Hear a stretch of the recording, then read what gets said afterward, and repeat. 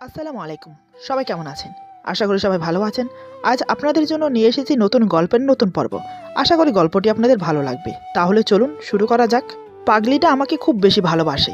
বইয়ের ভালোবাসা প্রতিটা স্বামী আশা করে। তবে আমার বইয়ের ভালোবাসা কোন ধরনের বা কোন লেভেলের তা নিয়ে আমি এখনও ভাবি। হাসি কষ্টের এই ছোট্ট সংসারে সে আমার পুরোটা হৃদয় জুড়ে আছে। প্রেম করে বিয়ে করেছি। প্রেম করার সময়ও তার ভালোবাসা বুঝে উঠতে পারিনি। বিয়ের পরও এখনও পারিনি। আপনারাও কি আমার মতো কনফিউজ বউ নিয়ে? আমি তো পুরোই কনফিউজ। চলুন আজ আপনাদেরকে আমার বউয়ের ব্যাপারে কিছু জানাই। রাগ করলে সে কি করে আমার সাথে। আমার নাম মোহাম্মদ দেলোয়ার হোসেন রিপন। ফ্যামিলিতে মা বাবা আমি আর আমার বিবাহিত স্ত্রী আছে। আমাদের বিয়েটা প্রেম করে হয়েছে। কলেজ লাইফ থেকে প্রেম করছি পুরো 5 বছর।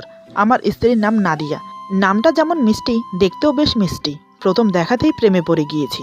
তারপর ধীরে ধীরে বন্ধুত্ব, এরপর প্রেম। একটানা 5 বছর প্রেম করে অবশেষে বিয়ে হয় আমাদের। বিয়ে হয়েছে প্রায় বছর হতে চলল। দুষ্ট মেয়েটার ভালোবাসা পেয়ে আমি খুব সুখে আছি। সুখে কাটছে আমাদের জীবন। আমার মা বাবাও ওকে নিজের মেয়ের মতো খুব ভালোবাসে। একদিন সকালে আমি ঘুমোচ্ছিলাম। আসলে কি বলবো, আমার ঘুমটা একটু ভারী। সকালের দিকে সহজে ঘুম ভাঙতে চায় না। এদিকে নাদিয়া আমাকে ডেকে ডেকে হয়রান হয়ে যায়। আজও তাই হলো। সে সকাল থেকে আমাকে ডেকেই যাচ্ছে, কিন্তু আমি ওঠার নাম নিচ্ছি না। এদিকে অফিসে যাওয়ার সময় হয়ে যাচ্ছে। নাদিয়া হাতে এক জগ পানি নিয়ে আবার ডাকতে আসে। নাদিয়া বলে, এই কি হলো? তোমাকে কখন উঠতে বলেছি, উঠছো না কেন? আমি ঘুমানোর ভান করে বললাম, নাদিয়া বলে, কি হলো, উঠবা নাকি সব পানি তোমার উপরে ঢেলে দেব? আমি বললাম, লক্ষ্মীটি একটু পরে উঠছি প্লিজ। নাদিয়া আর দেরি করলো না। জগে থাকা পানি পুরো ঢেলে দিল আমার উপর। আমি বললাম, ও মা গো, এটা কি করলা তুমি? নাদিয়া বলে, যা করেছি বেশ করেছি। আমি বললাম, এই তোমার মাথায় কি প্রবলেম আছে? নাদিয়া বলে, না তো। আমি বললাম, প্রবলেম না থাকলে ঘুমন্ত মানুষের উপরে কেউ এভাবে পানি ঢেলে দেয়? পুরো ভিজে গেছি। নাদিয়া বলে, তো কি করব শুনি? সেই সকাল থেকে এই নিয়ে 10 বার ডাকা হয়ে গেছে, কিন্তু তুমি ওটার নামই নিচ্ছ না। তাই পানি ঢেলে দিয়েছি, বেশ করেছি। এখন বোঝো ঠেলা। আমার প্রচুর রাগ হতে লাগলো। আমি রাগান্বিত হয়ে বললাম, তোমার মনে যা আসে তুমি তাই করবে। এসব আমার একদম পছন্দ না। এখন যা বলছি, আমার সামনে আর আসবে না। মেজাজটা খারাপ করে দিল। নাদিয়া বলে, তোমার অফিসে যাওয়ার সময় হয়ে গেছে। আমি বললাম, যাইতে বলছি না তোমাকে, এখান থেকে যাও। সে বুঝতে পারলো আমি রেগে গেছি। তাই মুখটা ভার করে কিছু না বলে চুপচাপ চলে গেল। পানি দিয়ে সত্যি আমাকে চুবিয়ে দিয়েছে। তাই রাগটা কন্ট্রোল করতে পারিনি। এখন নিজেরই খারাপ লাগছে। এইভাবে বলা ঠিক হয়নি। যাই, গিয়ে দেখি বউটা কি করছে। কারণ আমি ওর উপর 1 সেকেন্ডও রাগ করে থাকতে পারি না। ওকে যে আমি বড্ড ভালোবাসি। বিছানা ছেড়ে উঠলাম, চুপি চুপি রান্নাঘরে উকি দিলাম। দেখি মায়ের সাথে রান্না করছে। এই সেরেছে, মা আছে। এখন কি করি? তাই বাথরুমে চলে গেলাম। ফ্রেশ হয়ে টেবিলে এসে দেখি খাবার আগে থেকেই দিয়ে রেখেছে। তাই গিয়ে খেতে বসলাম। মা আছে, তবুও ওর দিকে একবার তাকালাম। ওর চোখের ভাষায় বলছে, আজ হবে তোমার জাদু। তাই আর না তাকিয়ে খাওয়াতে মন দিলাম। ভেবেছিলাম আজ তরকারিতে লবণ বা মরিচ বেশি হবেই। ঠিক তাই করেছে, মরিচ বেশিই দিয়েছে। আমি কৌশলে আম্মুকে জিজ্ঞেস করলাম, তোমার প্লেটে যে তরকারি আছে সেটাতে কি ঝাল লাগছে? আম্মু বলে, না তো, কেন? আমি বললাম, না এমনি। মনে মনে ভাবছি, বউ আমার কাজটা ঠিক করলো না। আমাকে যে তরকারি দিয়েছিল রাগে সেটাতে সব মরিচ ঢেলে দিয়েছে মনে হলো। ও জানে আমি ঝাল খেতে পারি না, আবার খাবার ছেড়ে উঠতেও পারবো না। তাহলে তো আরও রেগে যাবে। এখন তো তরকারিতে মরিচ বেশি দিয়েছে। এখন না খেয়ে উঠলে লাঞ্চের বক্সে লবণ মরিচ দুটোই বেশি যাবে। হায়রে কপাল, সহ করে খেয়ে উঠলাম। তারপর অফিসের জন্য রেডি হলাম। কিন্তু আমার বউটা একবারও কাছে আসলো না। দরজার কাছে গিয়ে মাকে বলে চলে এলাম। বউকে নিয়ে ভাবনায় থাকলে অফিসে এসে কি আর কাজেতে মন বসে? পাগলিটার কথা খুব মনে পড়ছে। একবারও ফোনও করলো না। প্রতিদিন কতবার ফোন দেয়। আহারে, একটু বেশি রাগ করেছে মনে হয়। এসব ভাবছি, হঠাৎ পাগলিটার ফোন আসলো। ফোনটা রিসিভ করলাম। সবসময় ফোন রিসিভ করার সাথে সাথে সালাম দেয়, কিন্তু আজ সালাম দিল না। সোজা বলে, মা কথা বলবে। বলেই ফোনটা মাকে দিয়ে দিল। মা বলে, হ্যালো বাবা শোন। আমি বললাম, হ্যাঁ মা বলো। মা বলে, আমি আর তোর বাবা তোর বড় বোনের বাসায় যাচ্ছি। ওদের বাড়ি থেকে বারবার ফোন করছে। আমি বললাম, আচ্ছা যাও, আর ভালোভাবে যেও। মা বলে, তুই তাড়াতাড়ি বাসায় চলে আসিস কেমন? বৌমা একা বেশিক্ষণ থাকতে পারবে না। আমি বললাম, ওকে। এই বলে ফোন রেখে দিলাম। বিকেল 5টায় অফিস থেকে বের হলাম। হঠাৎ আমার এক কাছের বন্ধু সাদিকের সাথে দেখা হয়ে গেল। বন্ধুকে পেয়ে ভুলেই গেছি যে বাসায় যেতে হবে। হাজার হলেও বন্ধু বলে কথা।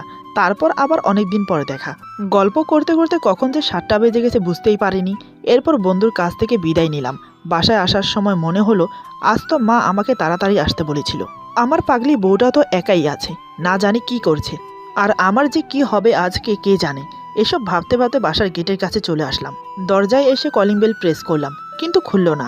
তাই আবার দিলাম, তারপরও খুলছে না। মনে মনে ভাবছি কি ব্যাপার, ঘুমাইয়া গেল নাকি? না তো, ও কেন এ সময় ঘুমাবে? 15 মিনিট হয়ে গেল, তবুও দরজা খুলছে না। তাই দরজা ধাক্কাতে লাগলাম। উপরের বারান্দা থেকে বউ বলে, যতই ধাক্কা দাও লাভ হবে না। আমি বললাম, কেন? নাদিয়া বলে, আমি খুলবো না তাই। আমি বললাম, কি হয়েছে জানো, খুলবা না কেন? নাদিয়া বলে, এইটা তোমার শাস্তি। আমি বললাম, কিসের শাস্তি গো? নাদিয়া বলে, আবার আদর করে জানুকো ডাকছো? আমি বললাম, তাহলে কি বলে ডাকবো? নাদিয়া বলে, যতই ভালোবাসা দেখাও না কেন, কোনো লাভ নেই, আমি খুলবো না। আমি বললাম, জানু প্লিজ। নাদিয়া বলে, সকালে বকা দেওয়ার সময় মনে ছিল না? আমি বললাম, সকালে কই বকা দিলাম? নাদিয়া বলে, ভাবছিলাম খুলবো, কিন্তু মিথ্যা বলার জন্য আর খুলবই না। আমি বললাম, না জানু, অমন করে না, খুলে দাও, আর কখনো বকা দেব না, প্রমিস। নাদিয়া বলে, না পারবো না। আমি ভাবছি কি করি এখন। হঠাৎ মাথায় একটা আইডিয়া এলো, দেখি এটাতে কাজ হয় কিনা।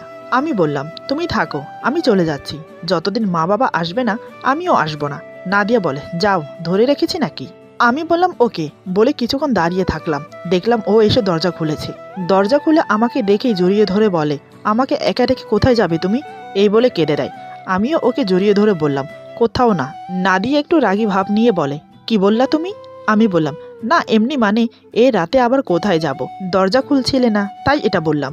এই কথা শুনে সাথে সাথে রাগে মুখটা লাল করে ফেললো। তারপর আমাকে একটা কিস করে চলে গেল। আসলে মেয়েদেরকে যে কি দিয়ে বানিয়েছেন একমাত্র আল্লাহ জানেন, কখন তাদের কি হয় বলা যায় না। এখন কি করে বুঝবো, রাগ কমে গেছে না এখনো আছে? আমি বাড়ির ভেতর প্রবেশ করে ফ্রেশ হয়ে নিলাম। তারপর দুজন একসাথে খেয়ে নিলাম। খাওয়ার সময় কিছু বলল না, যত সম্ভব রাগ কমেছে। খাওয়া দাওয়া করে সোফায় বসে টিভি দেখছি। একটু পর বউ কেমন জানি কবিভাব নিয়ে কাছে এসে বসে।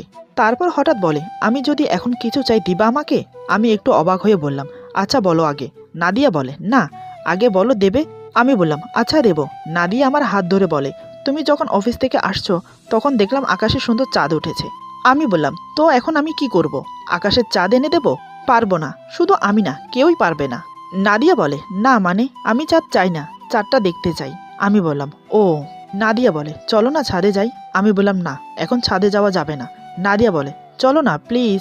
আমি বললাম, উফ, যাওয়া যাবে না। এই কথা শুনে বউ গাল ফুলিয়ে বসে আছে। কি আর করব, এমনি সকালে একবার রাগ করেছিল, এখন আবার মন খারাপ করে বসে আছে, তাই আর পারলাম না। আমি বললাম, আচ্ছা শোনা, চলো, রাগ করো না জানো। বউ খুশিতে আমাকে জড়িয়ে ধরলো। আমি বললাম, আর মায়া দেখাতে হবে না, চলো। তারপর দুজন ছাদে গেলাম। দুজনে এখন পাশাপাশি ছাদে বসে আছি। আসলেই চাঁদটা খুব সুন্দর, আর আমার পাগলিটাও। কিছুক্ষণ পর নাদিয়া আবার বলে, একটা কথা বলি? আমি বললাম, বলো। নাদিয়া বলে, আমি না আরেকটা জিনিস চাই। আমি বললাম, বলে ফেলো, আমি পূরণ করব।